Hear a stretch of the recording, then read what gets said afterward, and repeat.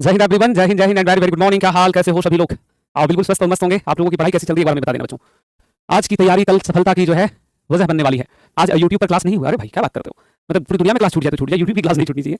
पहली प्रायोरिटी पे होता है यूट्यूब। इतने कमेंट्स आते हैं सर, क्या हो गया, क्यों नहीं बच्चों। क्लास जस्ट खत्म होकर के अभी वहां से मैं आया हूं थोड़ी देर पहले। चलो, पढ़ाई अच्छी चल रही है सभी लोगों की? हाँ बिल्कुल। और क्या चाहिए जीवन में भाई, पढ़ाई अच्छी चल रही है तो जीवन अच्छा चल रहा है। विद्यार्थियों की पढ़ाई से बढ़ के थोड़ी कुछ होता है। चलिए, तो आज इस क्लास में जल्दी से जो है हम लोग अपने कार्यालय परिचारी में पीडीएफ अभी तक नहीं डाला है। रुको तो जी, एक सेकंड।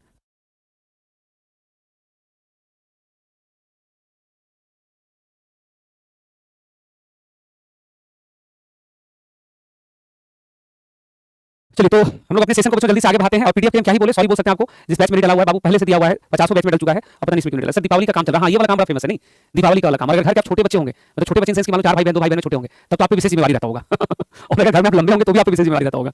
हाँ जी, हाँ जी, तो होना ही चाहिए ना। चलिए, तो आइए अपने क्लास को बच्चों आगे बढ़ाते हैं। और क्वेश्चन नंबर एक बार में कमेंट कर दो। लास्ट प्रश्न क्या हम लोगों ने इसमें डिस्कस किया था। ये हम लोगों का फरवरी माह का है, फैब 2025 है ना, फैब 2025। लास्ट प्रश्न जो एक बार में कमेंट करके बता देना। प्रश्न संख्या जो लास्ट क्वेश्चन जो था, बोर्ड पीडीएफ नहीं डलता है क्या? बात करते हो बाबू, बोर्ड पीडीएफ डेली डलता है। बोर्ड पीडीएफ जो है प्रतिदिन आप लोगों को यहाँ पे मिल जाता है।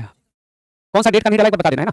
हमारे टेक्नीशियन है, ये सब आपको डालेंगे, इसमें कोई दिक्कत नहीं होने वाला है। ये तुरंत आपको यहाँ पे डाल देंगे। 70 नंबर तक हो गया था लगता है ना, 70 तक हो गया था। तो हम लोग अब इसके आगे के सवालों को देखते चलेंगे। 70 के बाद के प्रश्नों को जल्दी जल्दी से देखेंगे। चलिए, जैसे अगर आपसे पूछा जाए एआई यूनिवर्सिटी कहाँ पे, तो क्या बताओगे? एआई यूनिवर्सिटी कहाँ पर, क्या बताएंगे उसमें? बिल्कुल महाराष्ट्र। कहाँ पे हो जाएगा बच्चे? महाराष्ट्र। चलिए, ये सारे प्रश्नों को हम लोग यहाँ पे जल्दी जल्दी से देखेंगे।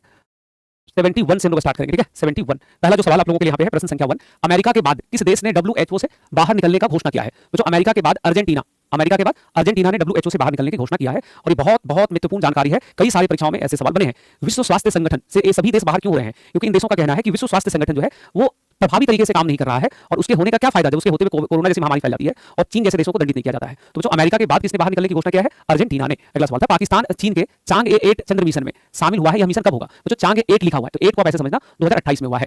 और पाकिस्तान चीन का एक और मिशन था इसी तरह का, आपको वो भी याद रखना होगा। आप सभी लोग लिख लेना, चांग ए 6 मिशन। 17वीं बीपीएससी में पूछा है, चांग ए 6 मिशन, ठीक है। तो चांग ए 6 जो मिशन है बच्चे, ये भी किसका था? ये भी था चीन और पाकिस्तान का, ठीक है। इस मिशन के अंतर्गत जो है, इस मिशन के अंतर्गत चंद्रमा की मिट्टी को सतह पे लाया गया था, पृथ्वी पे लाया गया था। चंद्रमा की सतह जो है, सतह की मिट्टी, चंद्रमा की सतह की जो है मिट्टी, उसको सतह पे लाया गया था, उसको जमीन पे लाया गया था। किसने लाया था भाई? ये मिट्टी चीन ने लाया था चंद्रमा की सतह से। तो चांग ए 6 मिशन वर्ष अगर पूछेगा तो हम लोग बताएंगे 2023 में। चांग ए 6 2023, चांग ए 8 2028 में हुआ है, ठीक है। आगे बढ़ोगे, नेक्स्ट है कि किस देश के वैज्ञानिकों ने ऐतिहासिक सफलता प्राप्त करते हुए इन विट्रो फर्टिलाइजेशन तो आईवीएफ तकनीक का उपयोग करके कंगारू का भ्रूण तैयार किया है, एम्ब्रियो तैयार कर दिया है। तो इसको तैयार किया है, कंगारू है तो किधर हो जाएगा? ऑस्ट्रेलिया। और इसमें जो आपको यूनिवर्सिटी का नाम याद रखना है वो है क्वींसलैंड यूनिवर्सिटी। एक विश्वविद्यालय है जिसने ये तैयार किया है, क्वींसलैंड विश्वविद्यालय, ऑस्ट्रेलिया। उसके द्वारा जो इसको यहाँ पे तैयार किया गया है, ऑस्ट्रेलिया, ठीक है। तो राइट आंसर क्या करेंगे इसमें? Option number A Australia. और कंगारू आप सबको ध्यान होगा, कंगारुओं का देश किसको कहते हैं? ऑस्ट्रेलिया को कहते हैं। आगे प्रश्न है आप लोगों के लिए कि किस देश ने आधिकारिक रूप से चीन की बेल्ट एंड रोड इनिशिएटिव, जिसको बीआरआई कहते हैं, उससे बाहर निकलने की घोषणा किया है? तो जो बीआरआई से बाहर निकलने की घोषणा करने वाला है पनामा। कौन सा देश है बच्चों? पनामा। पनामा आपको ध्यान होगा नॉर्थ अमेरिका और साउथ अमेरिका को जोड़ता है। क्या करता है? कनेक्ट ज्योग्राफी के अंदर पढ़ते हैं। भी अगर आप कहेंगे तो मैं थोड़ी बातें करता हूँ। बीआरआई प्रोजेक्ट जो है लगभग 2014 में चीन द्वारा प्रारंभ किया गया है। ये बीआरआई प्रोजेक्ट किसका है? चीन द्वारा जो है वो प्रारंभ हुआ है, चीन द्वारा प्रारंभ। और इस प्रोजेक्ट की जो सबसे खास बात वो है कि बीआरआई के अंतर्गत जो है अवसंरचना पर निवेश करता है चाइना। अवसंरचना निवेश करता है, इंफ्रा पर इन्वेस्टमेंट करता है। जैसे मान लो किसी देश को अगर सड़कें बनवानी है, किसी देश को अगर सड़क बनवाना है, तो भाई आप इसके तहत जो है, इस प्रोजेक्ट के तहत आप चाइना से बनवा सकते हो। अगर किसी को अपने बंदरगाहों का निर्माण करना है, बंदरगाहों को डेवलप करना है, तो आप इस बीआरआई प्रोजेक्ट के तहत इसको डेवलप कर सकते हो। तो बेसिकली चाइना क्या करता है? बल्क में कई हजार करोड़ इसमें इन्वेस्ट कर देता है। तो जो चाइना इन्वेस्ट करेगा तो इंटरफेयर भी तो करेगा ना, केवल इन्वेस्ट थोड़ी करेगा, पैसा लगाएगा तो देखेगा भी तो, आप पे दबाव भी तो बनाएगा ना। तो चाइना जो है बच्चों, चाइना उससे बाहर निकल गया है, चाइना के इस प्रोजेक्ट से। और उसका नाम क्या? देश का नाम क्या है? पनामा। नाम क्या है इसका? पनामा। आगे बढ़ेंगे, अगला सवाल है आप लोगों के सामने कि एकीकृत स्वास्थ्य समाधान के लिए यूनानी चिकित्सा नवाचार आगे का रास्ता, इस विषय के साथ जो है यूनानी दिवस कब मनाया गया बच्चों? यूनानी दिवस कब मनाया गया है? तो यूनानी दिवस जो है ये प्रतिवर्ष बनता है 11 फरवरी को। कब बनता है बच्चों? ये 11 फरवरी को। और ये जो यूनानी दिवस मना था, ये कहाँ मना है? गांधीनगर गुजरात में। इसका आयोजन कहाँ हुआ है? तो गांधीनगर गुजरात में हुआ है। उद्घाटन किसने किया है? राष्ट्रपति ने। उद्घाटन करता राष्ट्रपति द्वारा उद्घाटन, ठीक है। तो ये सारी बातें ध्यान रखेंगे। तो कहाँ पे हो जाएगा ये? इसका आयोजन कहाँ हम लोग बताएंगे? इसका आयोजन जो हुआ है बच्चे, ये आयोजन हुआ है गांधीनगर में। और इसमें जो है बिल्कुल यहाँ तक चीज आप लोगों का क्लियर रहना चाहिए ना। नेक्स्ट फिर हम लोगों के सामने जो प्रश्न रहने वाला है, अगला जो हम लोगों के सामने सवाल है, अगला जो प्रश्न हम लोगों के सामने रहने वाला बच्चे वो है, चलिए, तो राइट आंसर इसमें क्या है? सही उत्तर हम लोग बताएंगे। बिल्कुल नेक्स्ट क्वेश्चन हम लोगों के सामने है कि अगला एआई, अगला प्रश्न है कि अगला एआई एक्शन समिट। बाबू ये अभी हमको लगता है कि ये तो बीपीएससी ने भी पूछा है और कई सारे परीक्षाओं में रिपीटेड मोड में प्रश्न आ रहा है, ध्यान से इसको कर लेना। अगला एआई एक्शन समिट की मेजबानी कौन सा देश करेगा? देखिए 2025 में जो एआई एक्शन समिट हुआ है ये फ्रांस में हुआ है। अगला बोल रहे हो तो अगला मतलब 2026 में। तो अगला 2026 में जो एआई समिट होने वाला है ये होगा भारत में। कब होगा बच्चे? फरवरी में होगा, फरवरी 2026 में होगा, ठीक है। कहाँ पे होगा? भारत में। एआई समिट को होस्ट कौन करेगा? भारत करेगा। प्रधानमंत्री नरेंद्र मोदी की अध्यक्षता में आयोजन होगा। यहाँ पे क्लियर रहने वाला सभी लोगों के लिए। भारतीय ऊर्जा सप्ताह 2025 का उद्घाटन किसने किया है? मुझे ये ऑप्शन थोड़ा गलत हो जाएगा, ठीक है। ऊर्जा सप्ताह का उद्घाटन किसने किया है? हरदीप सिंह पुरी। किसने किया बच्चों? हरदीप सिंह पुरी, जो भारत सरकार में ऊर्जा मंत्री ना, तो हरदीप सिंह पुरी यहाँ पे करेक्ट आंसर हो जाएगा। हरदीप सिंह पुरी द्वारा इसका उद्घाटन किया गया है। ध्यान देना, इसमें आपको कंफ्यूजन हो सकता है नरेंद्र मोदी को लेकर के, तो नरेंद्र मोदी ने इसमें संबोधन दिया था, उद्घाटन नहीं किया था। ओके, और हरदीप सिंह पुरी ने आयोजन कहाँ हुआ है बच्चों? आयोजन इसका हुआ है यशोभूमि में। आयोजन कहाँ पे बोलेंगे? यशोभूमि में हुआ है, नई दिल्ली में। यशोभूमि नई दिल्ली में, ठीक है, तो इसको ध्यान रखना है। आगे बढ़ोगे, नेक्स्ट क्वेश्चन था कि भारत और किस देश के बीच संयुक्त विशेष बल अभ्यास साइक्लोन का तीसरा संस्करण संपन्न हुआ है। तो जो साइक्लोन अभ्यास जो है ये कहाँ हुआ है, क्या है? देखो तीसरा संस्करण है, सबसे महत्वपूर्ण स्थान भी लिखा हुआ है, राजस्थान में हुआ है, किन देशों के मध्य हुआ है? तो साइक्लोन अभ्यास जो है ये भारत और मिस्र के बीच होता है। इसके बीच होता है बच्चों, भारत और मिस्र के बीच, इंडिया और इजिप्ट के बीच ये अभ्यास होता है। साइक्लोन अभ्यास किसके बीच है? तो भारत के बीच और मिस्र के बीच जो है अभ्यास यहाँ पे संपन्न होता है। ओके, आगे बढ़ेंगे, नेक्स्ट क्वेश्चन था कि लोकसभा अध्यक्ष संसद में कितनी ई भाषाओं में अनुवाद सेवाओं का विस्तार की घोषणा क्या है? तो भारत में जो नई ई भाषाओं का विस्तार हुआ है वो है 6, पहले से कितना था भाई 10, और अब कितना जुड़ गया उसमें 6, तो कुल अगर देखोगे ई भाषाओं में अनुवाद जो है वो हो गया 16 भाषा। कितनी भाषा में? 16। पूरा मामला क्या वो समझिएगा। तो जो अभी जो है भारत का जो संसद भवन है, भारत का जो हमारा लोकसभा है, 543 जो सदस्य है लोकसभा में, वो अलग अलग भाषाओं को बोलने वाले हैं। कोई भाई दक्षिण भारत से है, उत्तर भारत से, मध्य भारत, तो सबकी भाषाएं अलग अलग है, तो भाषाओं में ट्रांसलेशन आवश्यक होता है ताकि सभी लोगों में एक प्रकार का एक मैसेज आए कि भाई हर किसी की भाषा का ध्यान रखा गया है। तो अब जो है 6 नई भाषा में अनुवाद होगा, यानी कि जो भी डॉक्यूमेंट्स आप देखोगे लोकसभा में वह डॉक्यूमेंट्स अलग अलग भाषाओं में भी अब यहाँ पे उपलब्ध रहने वाला है। तो ये फैसला लिया है अभी ओम बिरला ने। विश्व सरकार शिखर सम्मेलन, कौन सा सम्मेलन बच्चों? विश्व सरकार शिखर सम्मेलन वैश्विक उत्कृष्ट एम गांव पुरस्कार 2025 कहाँ हुआ है? देखिए जो विश्व सरकार शिखर सम्मेलन है ना, पहले ये जान लो, ये दुबई में होता है हर साल। कहाँ होता है? दुबई में। और भारत को इसमें कांस्य पदक मिला है। इंडिया को कौन सा पदक मिला है? इसमें कांस्य पदक मिला है। कौन सा पदक मिला है? कांस्य पदक। यानी कि इंडिया जो थर्ड रैंक पे यहाँ पे आया बच्चों। नेक्स्ट है कि ICC donate organ save lives, ICC के द्वारा जो है डोनेट ऑर्गन सेव लाइफ पहल का आयोजन कहाँ हुआ है? तो ये अहमदाबाद में एक स्टेडियम है, स्टेडियम का नाम है नरेंद्र मोदी स्टेडियम। नरेंद्र मोदी स्टेडियम, आप लोगों को ध्यान है ये स्टेडियम बहुत विवादों में बड़ी चर्चा में रहा था। तो इस स्टेडियम में 2 देशों के बीच क्रिकेट मैच हुआ है, इंग्लैंड और इंडिया के बीच। किसके बीच मैच हुआ था? इंग्लैंड और इंडिया के बीच। तो इन दोनों देशों के मध्य जो मैच हो रहा था क्रिकेट मैच, उस मैच में लोगों को अंग दान करने के लिए लोगों को प्रोत्साहित किया गया, ऑर्गन डोनेशन के लिए, अंग दान देने के लिए प्रोत्साहित किया गया कि अंग दान देना बहुत आवश्यक है। और अगर देखो ये तो सामान्य सत्य है कि व्यक्ति का जब निधन होता है, डेथ होता है, तो हमारी बॉडी के बहुत ऐसे ऑर्गन है बच्चे जो तुरंत एक साथ इनएक्टिव नहीं हो जाता है, वो बहुत लंबे समय तक एक्टिव रहता है। अगर उसको डोनेट कर दिया जाए किसी व्यक्ति को नया जीवन मिल सकता है। तो उसी को भारत में लोगों को प्रमोट करने के लिए जो है इसका शुभारंभ हुआ था। नाम क्या रखा गया था इसका? डोनेट ऑर्गन सेव लाइव्स, है ना। आप में से कितने बच्चे ऐसा चाहते हो कि हमें ऑर्गन को डोनेट करना है? देखो ये बहुत आवश्यक है ना, क्योंकि जब ऑर्गन डोनेशन को लेकर देखो व्यक्ति जब मर जाता है तो उसका कोई शरीर काम कर रहा नहीं, आप जिस धर्म से आते हो उसके अनुसार आपकी जो अंतिम क्रिया हो जाएगी, किसी को जला दिया जाएगा, किसी को दफना दिया जाएगा, हो गया काम खत्म। और वैसे में अगर आप चाहते हो कि आपकी आंखें इस दुनिया को देखता रहे तो आप अपनी आंखें डोनेट कर दो। अगर आप चाहते हो अपने अन्य अंगों को डोनेट करना तो कर सकते हो, ये बड़ी निजी बात है, इस पर आप कुछ भी नहीं कर सकते बिल्कुल। तो इसके लिए क्या होता है, पहले से सर्टिफिकेट बनवाना पड़ता है। आप जो है पहले जो है अपना किसी हॉस्पिटल को किसी जो है उसको पहले से आप बता दोगे, वो सर्टिफिकेट वगैरह दे देंगे। हाँ जी, अरे बड़ी संख्या में बच्चे हाँ कह रहे हो आप लोग, क्या बात है, इतने इतने सजग हो गए आप लोग, इतनी चेतना जग गई आप लोगों की। अब कुछ लोगों को लग रहा है कि सर हम अपना ऑर्गन डोनेशन नहीं कर सकते भाई, कैसे चीरेगा फाड़ेगा, तो ये वो कांटा चुभ जाता है तो इतना दर्द होता है। बाबू ये उस समय की बात हो रही है जब हम जीवित नहीं रहेंगे, हमारी सांसें बंद हो चुकी रहेंगी। और ये सर्वमान्य सत्य है, ये जो सारे प्रयास हो रहे हैं वो इसलिए हो रहे हैं कि एक दिन हमें मरना है। ये जो इतनी हम लोग उठते हैं, पढ़ते हैं, तैयारी करते हैं, पैसे कमाते हैं, कपड़े खरीदते हैं, खाना खाते हैं, ये सब एक लास्ट दिन की तैयारी हो रही है। और ये सर्वमान्य सत्य है ना। बाकी ठीक है, हम लोगों को अभी लगता है कि नहीं ऐसा नहीं करना चाहिए, बट मुझे लगता है कि ज्यादा से ज्यादा लोगों को इस बारे में जागरूक करना चाहिए। अगला सवाल था कि ओलंपिक ई स्पोर्ट्स गेम्स 2027 में कहाँ होगा? तो ये गेम होगा सऊदी अरब में। ओलंपिक ई स्पोर्ट्स गेम जो है अगले वर्ष होगा। ई स्पोर्ट्स है, हाँ, तो ई स्पोर्ट्स जो है, ई स्पोर्ट्स गेम कहाँ पे होगा बच्चों? तो ये होने वाला है सऊदी अरब में, ऑप्शन नंबर ए। अगला प्रश्न है एरो इंडिया 2025 15वें संस्करण का उद्घाटन किसने किया? एरो इंडिया के बारे में हमने विस्तार से बात किया था, आपको ध्यान है? तो इसका उद्घाटन किसने किया है? रक्षा मंत्री ने। किसने किया बच्चों? रक्षा मंत्री राजनाथ सिंह ने। और एरो इंडिया के बारे में बहुत सारी बातें थी, जैसे एरो इंडिया का आयोजन कहाँ हुआ है? तो एलहंका में हुआ था, बेंगलोर में हुआ था। एरो इंडिया का आयोजन कहाँ हुआ था? एलहंका में, बेंगलोर में हुआ था। ये सारी बातें हम लोगों ने किया हुआ है। नेक्स्ट क्वेश्चन है कि अमेरिका के राष्ट्रपति डोनाल्ड ट्रंप ने स्टील और एल्यूमिनियम के आयात पर कितना प्रतिशत शुल्क लगाने की घोषणा किया है? तो बच्चों उन्होंने शुल्क लगाने की घोषणा किया, कितने प्रतिशत का? तो 25% का। ऑप्शन नंबर डी यहाँ पे करेक्ट हो जाएगा, 25% शुल्क की उन्होंने घोषणा की है। नेक्स्ट क्वेश्चन है कि केंद्रीय मंत्री डॉक्टर जितेंद्र सिंह ने सृजनम का शुभारंभ किया है, यह क्या है? तो बच्चों सृजनम जो है यह एक जैव अपशिष्ट कचरा निस्तारण उपकरण है। जैव अपशिष्ट जो है कचरा निस्तारण उपकरण है। और ये जो सृजनम है इसको अभी इंस्टॉल किया गया है, इसको जो है अभी इंस्टॉल किया गया है। कहाँ इंस्टॉल किया गया भाई? तो इसको इंस्टॉल किया गया है एम्स दिल्ली में। देखिए हॉस्पिटल में जब जाते हैं ना, तो हॉस्पिटल में क्या होता है कि बहुत सारा जो है वहाँ पे आपको देखिएगा गंदगी देखने को मिलेगा, बहुत सारे अवेस्टेज देखने को मिलेगा, जिसमें होता है सब कुछ मल मूत्र हुआ या शरीर के खराब हुए अंग हैं, वो सब हॉस्पिटल में रहता है। तो उन सभी को कैसे कैसे उसको जो है उसको अपशिष्ट को कैसे निपटारा किया जाए, उसके लिए जो है बच्चों इसकी शुभारंभ यहाँ पे की गई है। कोई भी बच्चा मुझे पीडीएफ का ये शिकायत तो तगादा नहीं करेगा, पीडीएफ मेरी जिम्मेवारी नहीं होती है, पीडीएफ बच्चे मैं ऑलरेडी भेज देता हूँ। सॉरी फिर भी मैं रहूंगा आपके लिए, क्योंकि बच्चे पीडीएफ आपको मिल जाना चाहिए था। मैं बात करूंगा हम जो टेक्निकल टीम है, और आज मैं लगता है चौथी बार आपको बोल रहा हूँ मैं, पीडीएफ आपको जरूर मिलेगा। क्यों नहीं मिलेगा भाई? पीडीएफ हम एक ही बार डलवा दिए 6 महीने का, पता नहीं ये लोग क्यों नहीं अपलोड कर रहा है टेक्निकल वाला लोग। बात समझ में आ रही है यहाँ पे? तो सर देखो कितना बदमाश बच्चा है, कुछ भी लेकिन तुम लोग लिख देते हो ना आजकल। सो मीडिया जो डिजिटल प्लेटफॉर्म होता है वो कुछ भी लिख देता है ना। हाँ पढ़ाई नहीं करोगे तो हम पीडीएफ देकर चल जाएं, और पीडीएफ देना मेरा काम नहीं है, वो पीडीएफ बनवा के दिए हुए हम लोगों को। रोज रोज आप ऐसे ही बोलते हैं, हो क्या तुम एक नंबर के प्रिंस कुशवाहा? अब ऐसे ही बोलते मेरे हाथ कराता है बैलेंस इंसान, तो हम डालने में कमी करते हैं। हमारा हर बैच में गया वो तुम्हारे बैच में क्यों नहीं जाता? टीम नोएडा में है, पता नहीं क्यों नहीं डाल रहे हैं। इंग्लिश में नहीं, इंग्लिश में रिस्पॉन्सिबल नहीं है, आई एम नॉट रिस्पॉन्सिबल। जो बैच आपका जिस माध्यम में, हिंदी में तो हिंदी में, इंग्लिश है तो इंग्लिश में। चलो पढ़ाई पे ध्यान देते, पीडीएफ लेकिन फिर भी आपको मिलेगा। हाँ ये इनकी प्रॉब्लम है टेक्निकल वालों की, हम बात करते हैं उनसे। आगे बढ़ो, नेक्स्ट क्वेश्चन है कि डॉक्टर जितेंद्र सिंह, इनको पहचानते हैं आप लोग? डॉक्टर जितेंद्र सिंह है ना। हाँ बच्चे इंग्लिश के लिए नहीं कह सकता हूँ, क्योंकि इंग्लिश के लिए बैच में डिस्कशन होता है ना, तो हमें सीधी सी वहाँ पे हमें जानकारी मिलती है कि सर बैच जिस भाषा में है हम उसी भाषा में बच्चों को दे सकते हैं। बात समझ में आ रहा है ना कि अगर हिंदी है तो हिंदी में देंगे, इंग्लिश है तो इंग्लिश में देंगे, बाइलिंगुअल है तो दोनों भाषा में देंगे। तो बच्चों इसमें हमारा कुछ नहीं चलेगा। आगे प्रश्न क्या है, संयुक्त सैन्य अभ्यास विंग्ड रेडर, संयुक्त सैन्य अभ्यास विंग्ड रेडर में किसने भाग लिया है? बच्चों ये दोनों सेनाओं का, थल सेना और वायु सेना दोनों का ये अभ्यास है। राइट आंसर क्या करेंगे इसमें? ऑप्शन नंबर डी हम लोगों का करेक्ट आंसर हो जाएगा। इसमें क्या है, अलग अलग स्थानों पे, कोई एक पर्टिकुलर प्लेस नहीं है, तो मैं वो प्लेस लिख देता आप लोगों के लिए। तो अलग अलग स्थानों पे जो है इसका आयोजन हुआ है। हर बोल रहा आपसे दुश्मनी होगा, अरे दुश्मनी नहीं होता, ये लोग भी क्या करेगा, दिन भर जो है ना बहुत सारा बैच रहता है, लेकिन फिर भी अब क्या बोले हम आपको, पिछली बार यहाँ पे जो हमने शिकायत किया हुआ है हमारे हाथ में रहता है, देखो मेरे फोन में है, हम क्या करें, भेज देते तुमको झट से उठा के। तुमको बोलो कौन सा मंथ का चाहिए, 2021 का पीडीएफ दे दूं, फरवरी का, मार्च का, 22 का दे दूं, 24 का, 23 का, 25 का, जो मंथ का बोल दोगे, हमारे पास तो सब होता है ना बच्चे, हम खुद बनाते हैं, तुम्हारे पास नहीं रहेगा। बात समझ में आ रही है? तो ये हमारे बस का नहीं बाबू, हमारे बस का रहता है, मिल चुका होता आपको। केंद्रीय स्वास्थ्य मंत्री जगत प्रकाश नड्डा ने लिम्फेटिक फाइलेरिया उन्मूलन के लिए चिन्हित राज्यों में राष्ट्रीय सार्वजनिक औषधि वितरण अभियान का शुभारंभ किया है। पूछा जा रहा है कितने राज्यों में इसका वितरण होगा? तो बच्चों लिम्फेटिक फाइलेरिया का जो वितरण होने वाला है ये 13 राज्यों में होगा। कितने राज्यों में? 13 राज्यों में। फाइलेरिया क्या होता है? इसको हाथी पांव भी कहते हैं ना, क्या बोलते हैं इसको? हाथी पांव भी कहते हैं। तो फाइलेरिया उन्मूलन के लिए जो है राष्ट्रीय सार्वजनिक औषधि वितरण होगा 13 राज्यों में। इधर आप लोग जो हो अपने राज्य को देख लो, बिहार भी शामिल है, यूपी भी शामिल है और झारखंड भी शामिल है। तो ये सभी राज्य इसमें आप शामिल है ना, इन सबके बारे में जानकारी रखेंगे। नेक्स्ट क्वेश्चन था कि प्रधानमंत्री नरेंद्र मोदी ने भारत और अमेरिका ने 2030 तक द्विपक्षीय व्यापार को दोगुना करने का लक्ष्य रखा है। दोगुना करके कितना करने का लक्ष्य? तो बच्चों 2030 तक जो है 500 बिलियन डॉलर का करने का लक्ष्य है। जब भी अमेरिका का नाम आता है तो बच्चों आप हमेशा ध्यान रखना, अमेरिका इंडिया का सबसे बड़ा, अमेरिका जो India biggest bilateral trade partner है, अमेरिका सबसे बड़ा व्यापारिक साझेदार है, व्यापारिक। लेकिन आपको लगता है कि दोगुना हो पाएगा?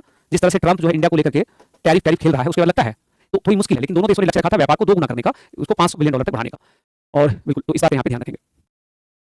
आगे बढ़ते हैं। नेक्स्ट क्वेश्चन था कि मानव युक्त पनडुब्बी मत्स्य 6000 क्या जा रहा है विकसित, ये कब तक बनने की संभावना है? जो मानव युक्त पनडुब्बी मत्स्य 6000 देखो 6 है तो 2026 तक जो बनकर तैयार हो जाएगा। मानव युक्त पनडुब्बी मत्स्य 6000 ये वही वाला पनडुब्बी है जिसका प्रयोग करके जो है समुद्री अन्वेषण किया जाएगा। समुद्री अन्वेषण, समुद्र के अंदर जाकर के जो है अलग अलग जो वहां पे खनिज संपदा उसकी खोज की जाएगी। तो उसमें आपको यहाँ पे ध्यान रखना है बिल्कुल। तो 2026 इसमें करेक्ट हो जाएगा। 5 दिवसीय पूर्वोत्तर एकता महोत्सव, पूर्वोत्तर एकता महोत्सव का आयोजन 15 फरवरी से कहां होने जा रहा है? तो यह आयोजन होगा दिल्ली में। आपको फंसाने के लिए मैं गुवाहाटी लिख दिया था, तो उद्घाटनकर्ता का नाम भी लिख लोगे। उद्घाटनकर्ता है नरेंद्र मोदी। उद्घाटन किसने किया बच्चों इसमें? नरेंद्र मोदी ने। उद्घाटन किसने किया है? नरेंद्र मोदी ने। आगे बढ़ेंगे। नेक्स्ट सवाल था कि पंकज आडवाणी, अगला प्रश्न बच्चों, पंकज आडवाणी ने 36वीं बार राष्ट्रीय बिलियर्ड्स खिताब अपने नाम कर लिया है। पंकज आडवाणी का संबंध किस खेल से है? तो बच्चों ये स्नूकर प्लेयर है। किस खेल से संबंधित है? स्नूकर से है। आप देख सकते हो डंडा के हाथ में बॉल है, तो उस बॉल को जो रहता है उसको बिल्कुल उसको हिट करना रहता है।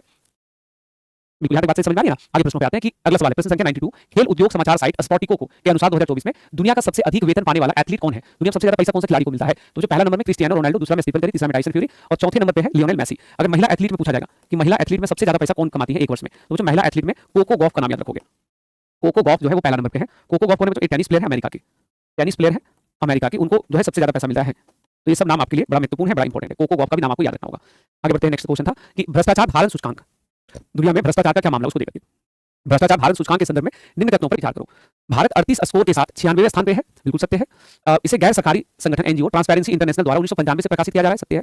भारत के पड़ोसियों में पाकिस्तान 135, श्रीलंका 121, बांग्लादेश 149 सबसे खराब स्थिति में है, जबकि चीन जो है 76वें स्थान पे। तो तीनों लाइनें सही है, ठीक है। पहला नंबर पे कौन है? पहला नंबर में डेनमार्क है, यानी कि दुनिया में सबसे कम भ्रष्टाचार कहां पे बच्चों? डेनमार्क में। और इसमें राइट आंसर क्या कर देंगे? Option number D. Option number D हम लोगों का इसमें करेक्ट हो जाएगा। भ्रष्टाचार, भ्रष्टाचार आप सबको ज्ञात होगा कि ऐसा कृत्य जो नियम कानूनों के विरुद्ध हो, लोग कम समय में अधिक पैसा बनाने के चक्कर में इस तरह के कार्यों में फंसते हैं। भविष्य में आप लोग अधिकारी बनिएगा तो आप लोगों को भी ऐसे अवसर मिलेंगे भ्रष्टाचार करने का, लेकिन अगर बच गए तो आप लोगों के लिए बड़ा एक काम हो जाएगा, है ना।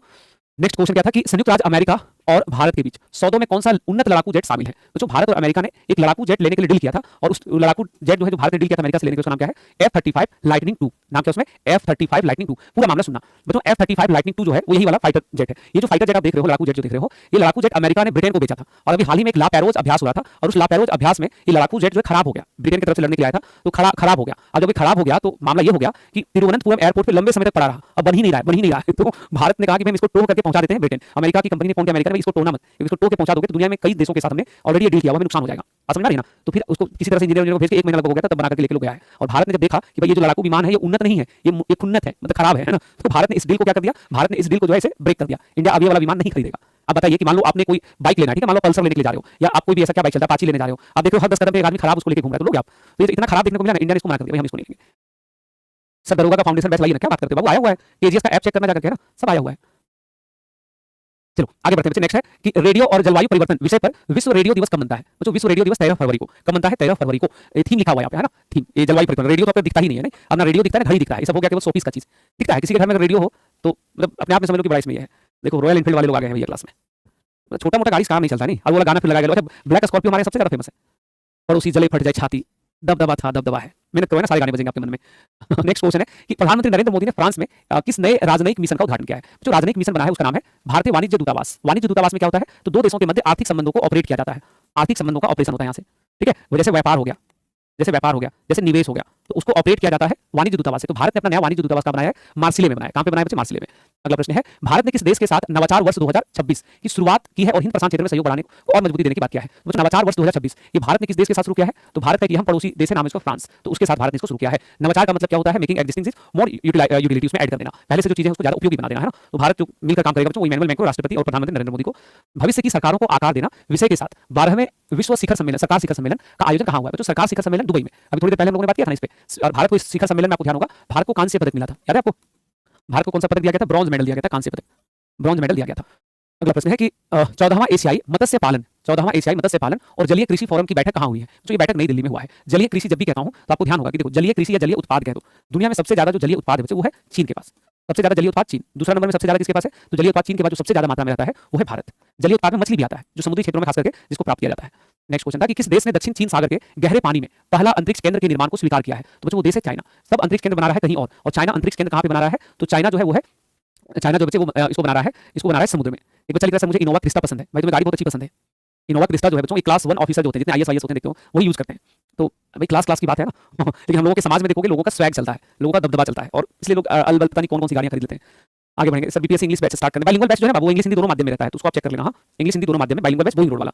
अगला प्रश्न है कि गंगा रामया नवम पेराहेरा वार्षिक महोत्सव का आयोजन कहां पे? तो बच्चों यह आयोजन होता है श्रीलंका में। यह एक सांस्कृतिक उत्सव है, यह एक सांस्कृतिक फेस्टिवल है और प्रत्येक वर्ष जो है इसका आयोजन होता है श्रीलंका में। ठीक है, तो राइट आंसर सी। नेक्स्ट है कि हाल ही में गुइलेन बेरे सिंड्रोम खबरों में था, इससे मानव शरीर में कौन सा परिवर्तन आता है? तो गुइलेन बेरे सिंड्रोम जो इससे शरीर की जो नसें होती हैं वो कमजोर हो जाती हैं। शरीर की जो नसें होती क्या होता है? कमजोर हो जाता है। और गुइलेन बेरे सिंड्रोम जो है इसका पहला जो मामला है वो अभी मुंबई में महाराष्ट्र में दर्ज हुआ है। कहां दर्ज हुआ बच्चों? महाराष्ट्र मुंबई में। इसमें राज्यों को गाइडलाइंस जारी किया गया था, इसलिए खबरों में था गुइलेन बेरे सिंड्रोम। इसमें क्या होता है कि जो नस होते हैं शरीर के, वो नस क्या हो जाता है? कमजोर पड़ जाता है। वो नस क्या होता है? कमजोर होता है।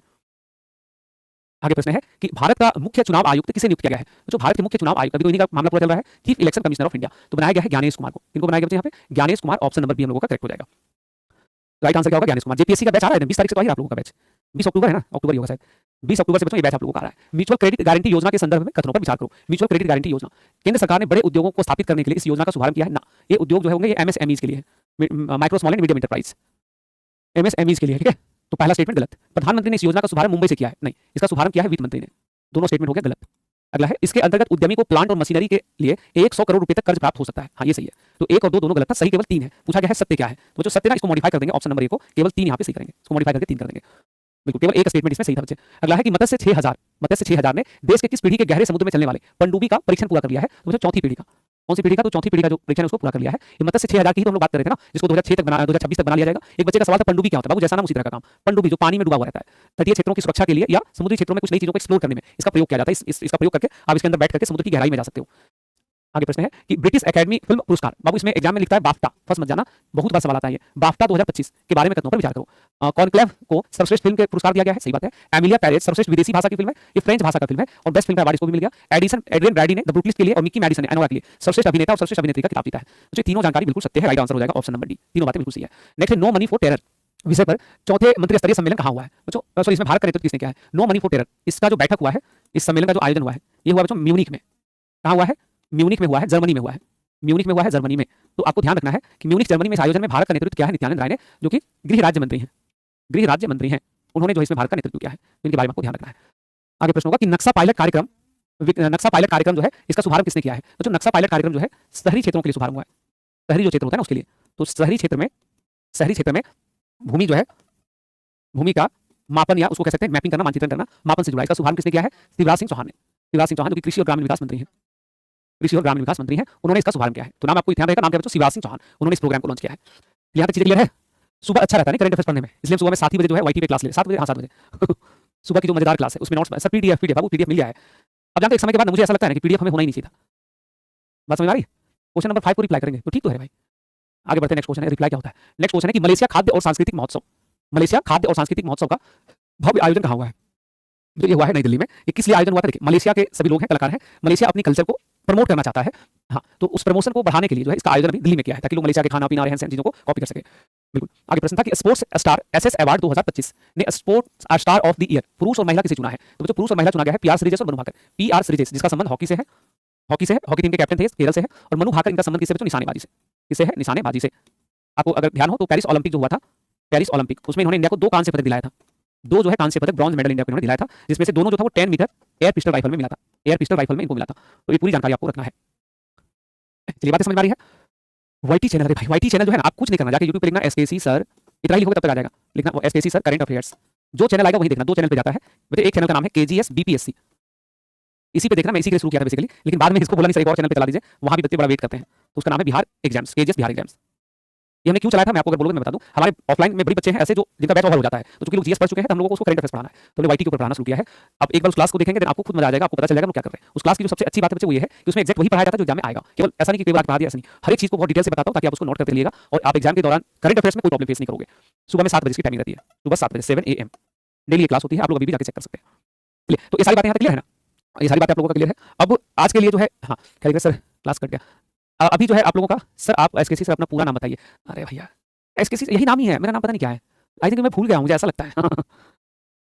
रिजल्ट आप लोगों का होगा ना, तो आप आइएगा मिठाई लेकर के, हम आपको अपना आधार कार्ड दिखाएंगे, ठीक है। आधार कार्ड में आपको मेरा ओरिजिनल फोटो भी दिखेगा ओरिजिनल नाम भी दिखेगा, ओरिजिनल नाम ये भी है, पूरा नाम भी दिखेगा, और साथ ही साथ जो है आप लोगों को डेट ऑफ बर्थ वगैरह सब कुछ दिखेगा, डोंट वरी। तो अभी इस क्लास को इधर ही रहने दिया जाए क्योंकि इसमें 60 क्वेश्चन और है लगभग, तो उतना तभी कंप्लीट नहीं कर पाएंगे हम लोग। अगर थोड़ा सा पढ़ना चाहोगे तो पढ़ भी सकते हैं, ऐसा नहीं था। अच्छा कोई नहीं है, मेरी ऑफलाइन क्लास बचे, तो अभी इसको यही रहने देते हैं। हाँ, कल खत्म हो जाएगा ये क्लास आपकी, कल जो है इसको हम लोग यहाँ पे खत्म कर लेंगे, और कल जो है आप लोगों को रिवीजन भी होगा, ठीक है। तो ध्यान से एक बार पढ़ के आइएगा, कल जो है आप लोगों को रिवीजन भी करवाऊंगा बालक। तो करंट अफेयर्स को लेकर कोई समस्या तो नहीं आ रही आपको? अगर करंट अफेयर्स आपके बैच में मैं पढ़ा रहा हूं तो करंट अफेयर्स को लेकर के आपको कोई समस्या नहीं आनी चाहिए। और आप में से कई बच्चे भी नए होंगे, आपको नहीं पता होगा, मैं वही टीचर हूं जिसके करंट अफेयर्स एग्जाम में भी तो ऑप्शन लगता है, एंड ये कोई बड़ी उपलब्धि नहीं है, हम सब मेहनत करते हैं, अच्छी मेहनत करते हैं, दिन रात उसके पीछे लगे हैं, तो ऐसा हो जाता है। और मैं हमेशा मानता हूं कि कोई भी काम जिसमें आप बहुत अच्छा नहीं कर सकते उस काम को नहीं करना चाहिए, तो मैं अपनी तरफ से एकदम बेस्ट देने का प्रयास करता हूं बच्चे, उसके बाद थोड़ी अच्छी परिणाम आते हैं। ओके, तो आप लोग को बस यही कहना है कि भाई रिवीजन करो जम के, परीक्षा आएगा आप सुपर हिट रहेंगे, केवल आप रिवीजन पे ध्यान देते रहो, ठीक है। रिवीजन पे ध्यान देते रहो, करंट अफेयर्स की चिंता मेरे ऊपर छोड़ दो, करंट अफेयर्स के लिए आपको सोचने की आवश्यकता नहीं है, आप बेफिक्र होकर केवल पढ़ते चलो। चलिए, बहुत बहुत धन्यवाद बालकों, मिलते हैं अगली क्लास में। हाँ, ख्याल रखिए अपना, चेहरे पे मुस्कुराहट नहीं रहनी चाहिए, अगर चेहरे पे मुस्कुराहट रहेगी तो सारे काम आसान हो जाएंगे और आप जल्दी सफल हो जाओगे। मिलते हैं अगली क्लास में, बाय बाय, टेक केयर।